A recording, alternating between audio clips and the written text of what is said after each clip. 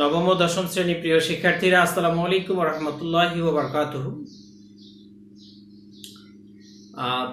আমরা দেখো জীবনের বিভিন্ন ক্ষেত্রে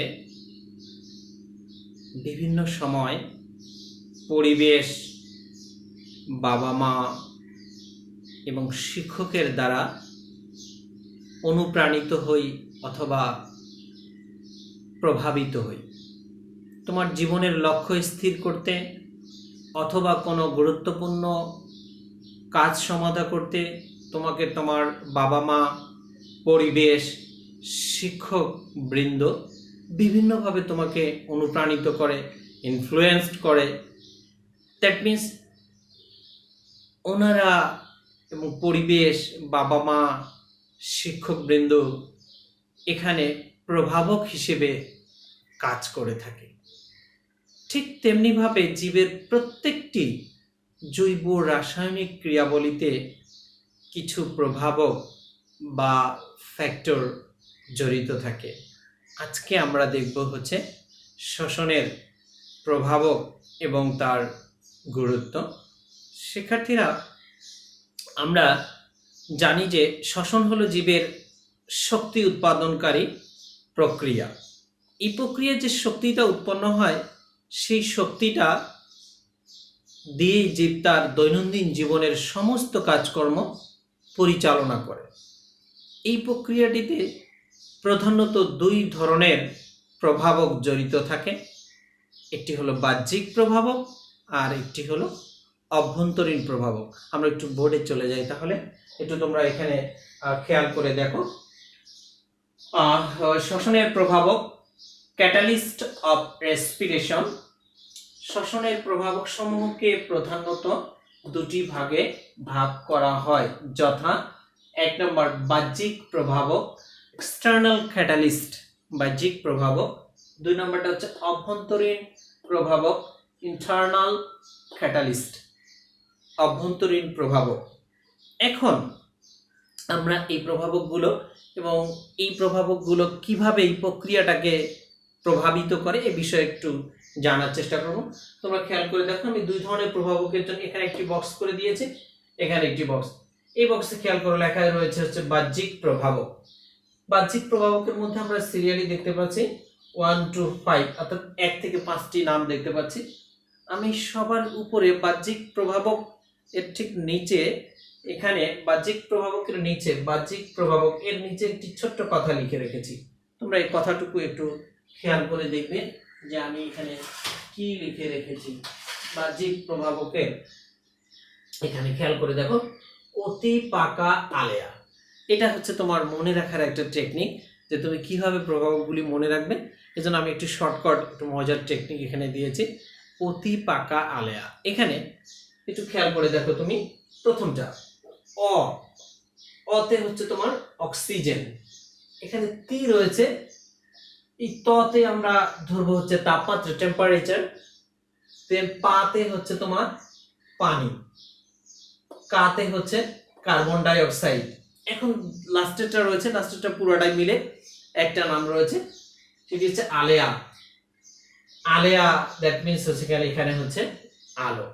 এখন এই বাহ্যিক প্রভাবগুলো কিভাবে হচ্ছে এই প্রক্রিয়াটিকে প্রভাবিত করে আমি সংক্ষেপে তোমাদের একটু ছোট করে ইনফরমেশন দিই। প্রথমটা দেখো হচ্ছে প্রথমটা হচ্ছে অক্সিজেন। প্রথমটা হচ্ছে অক্সিজেন। তোমরা এখানে পরীক্ষার সময় কি লিখবে?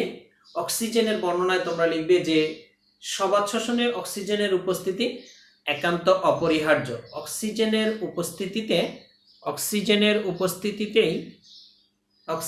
উপস্থিতিতেই গ্লুকোজ সম্পূর্ণরূপে জারিত হয়ে কার্বন ডাই অক্সাইড, পানি এবং শক্তি উৎপন্ন করে।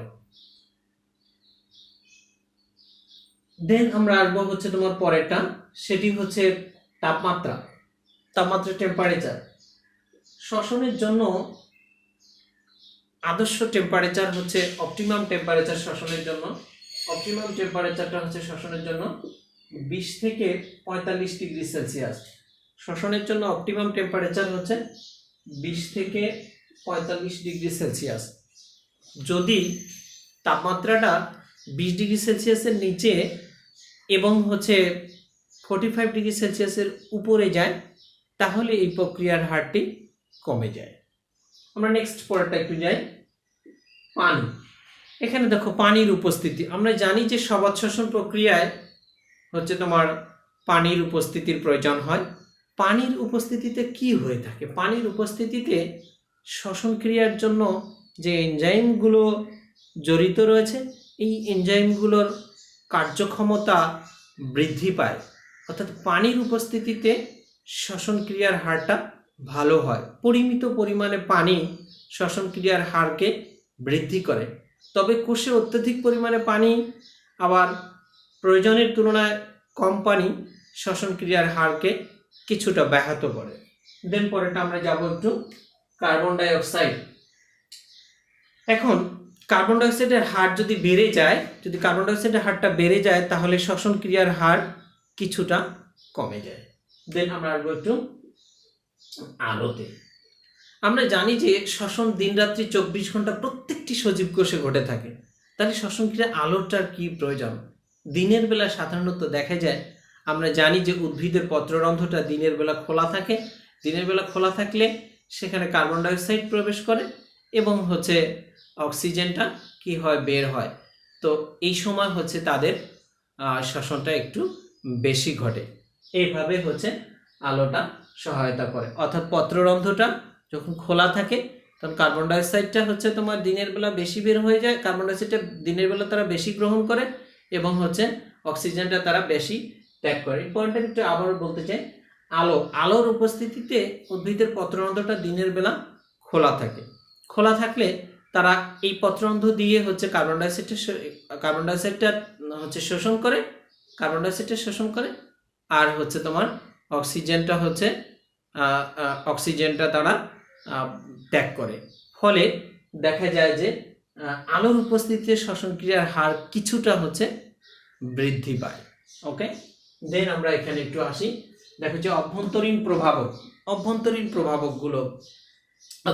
প্রভাবক মধ্যে কি রয়েছে, আমি ওইটার মতোই আরেকটি ছন্দ এখানে দিয়েছি। খাবার কোষের কোথায় আছে এই মাত্র জানলাম। এখন প্রথমটা একটু আসি আমরা। দেখো খাবারতে পুরা এই খাবারটা, অর্থাৎ এই খাবারটাতে এই খাবারে হচ্ছে খাদ্যদ্রব্য। এখন পরেরটা হচ্ছে খাবারের খাদ্যদ্রব্য কোষেরতে হচ্ছে তোমার কোষের বয়স, অর্থাৎ এই কোষের কথাটা আমি লিখেছি, এটাতে হচ্ছে কোষের বয়স।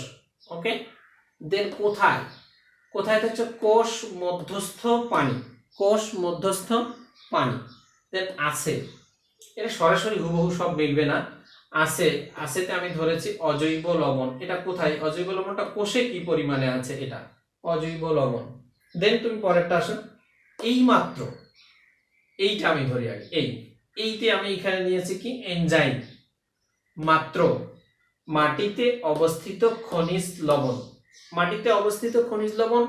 খনিজ লবণটা বা অজৈব লবণটা দুই জায়গায় থাকবে, একটা হচ্ছে কোষের মধ্যে আর একটা হচ্ছে মাটিতে। আর জানলামটা এখানে আমি ছন্দটা মিলানোর জন্য জানলামটা দিয়েছি, এটাতে কোনো কিছু নেই, সুতরাং এখানে একটা হচ্ছে তোমার কাটা প্রতীক। এখন আমি একটু তোমাদেরকে এই পয়েন্টগুলো বিষয়ে ছোট ছোট একটু করে ধারণা দেই। একটু খেয়াল করে দেখো তোমরা। প্রথমটা হচ্ছে খাদ্যদ্রব্য বলতে এখানে কোন খাদ্যদ্রব্যটার কথা বলা হচ্ছে? তোমরা জানো যে শ্বসন প্রক্রিয়ায় জটিল খাদ্যবস্তু জারিত হয়ে শক্তি উৎপন্ন হয়। আর এখানে জটিল খাদ্যবস্তু কি? প্রধানত হচ্ছে তোমার শর্করা, এছাড়া প্রোটিন বা আমিষ, স্নেহ এবং বিভিন্ন ধরনের জৈব অ্যাসিড। এরা হচ্ছে এই খাদ্যবস্তুগুলোই জারিত হয়ে শ্বসন প্রক্রিয়ায় শক্তি উৎপন্ন হয়। দেন পরেরটা হচ্ছে তোমার কোষের বয়সে যেটা আনবো, যে কোষের বয়স সাধারণত অল্প বয়স্ক কোষে, বিশেষ করে ভাজক কোষে বা ভাজক টিস্যুতে, অল্প বয়স্ক ভাজক টিস্যুতে প্রোটোপ্লাজমটা বেশি পরিমাণে থাকে। অর্থাৎ এই অল্প বয়স্ক ভাজক কোষে শ্বসনের হারটাও সেখানে বেশি হয়। তোমরা জানো এগুলি কোন কোন কোষ? উদ্ভিদের মূল ও কাণ্ডের অগ্রভাগ, কচি পাতা, ভ্রূণমূল, ভ্রূণমুকুল, এগুলো হচ্ছে তোমার অল্প বয়স্ক কোষ।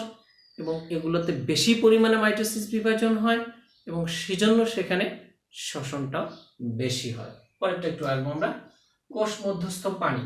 কোষের ভিতরে যদি পরিমিত পরিমাণে পানি থাকে তাহলে শ্বসন ক্রিয়ার হারটা স্বাভাবিক বা হচ্ছে পরিমিত পরিমাণে থাকে। অজৈব লবণ, বিভিন্ন ধরনের অজৈব লবণ, সোডিয়াম, পটাশিয়াম, ক্যালসিয়াম, ম্যাগনেসিয়াম, এই যেগুলি উদ্ভিদের বৃদ্ধি ও বিকাশের জন্য প্রয়োজন, সেগুলি যদি কোষে পরিমিত পরিমাণে থাকে তাহলে হচ্ছে শ্বসন ক্রিয়ার হারটাও স্বাভাবিক থাকে।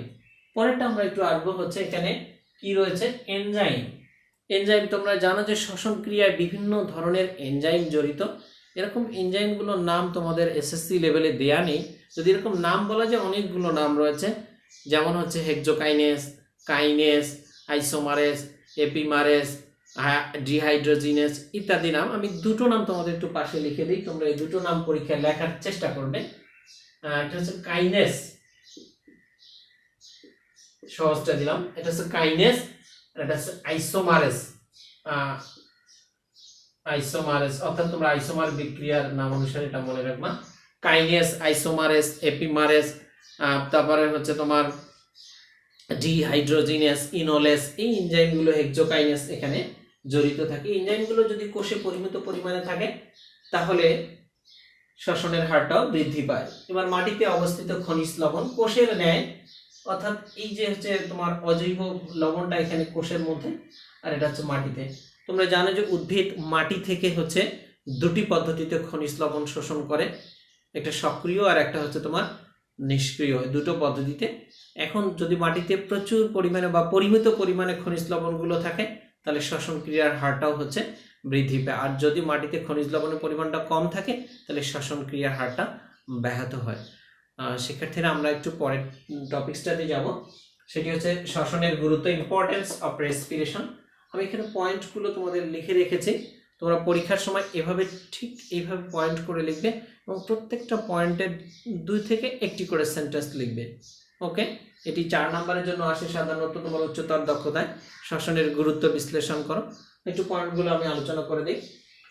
জীবদেহের শক্তি সরবরাহ, তুমি পরীক্ষার সময় এটা কি লিখবে, সহজ করে সুন্দর করে স্মার্টলি লিখবে তুমি। সেটি হচ্ছে যে শ্বসন হলো জীবের শক্তি উৎপাদনকারী প্রক্রিয়া। শ্বসন হলো জীবের শক্তি উৎপাদনকারী প্রক্রিয়া। জীবের প্রত্যেকটি কাজকর্মে শক্তির প্রয়োজন হয়, আর এই শক্তি আসে কোথায় থেকে?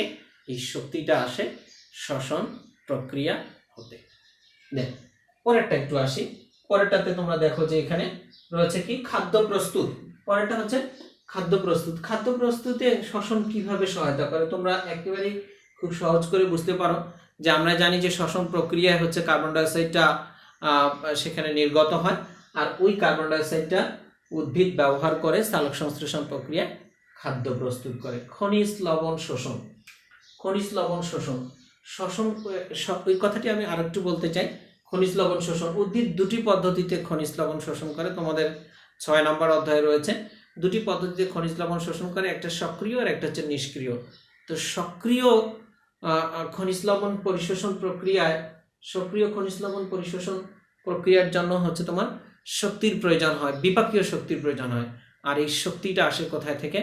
শক্তিটা আসে হচ্ছে তোমার শ্বসন প্রক্রিয়া হতে। নেক্সট, কোষ বিভাজন ও দৈহিক বৃদ্ধি।